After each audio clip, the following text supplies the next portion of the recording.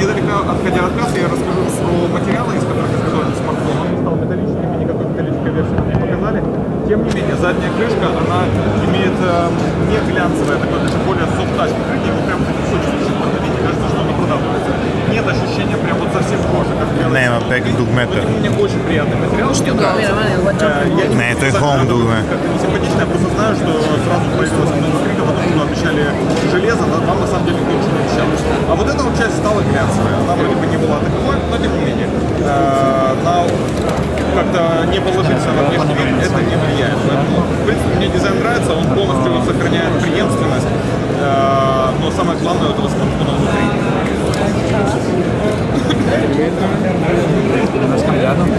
Версия Android. Как он называется? А? UI? Vibrant UX. Vibrant UX, да? Кто это? Так.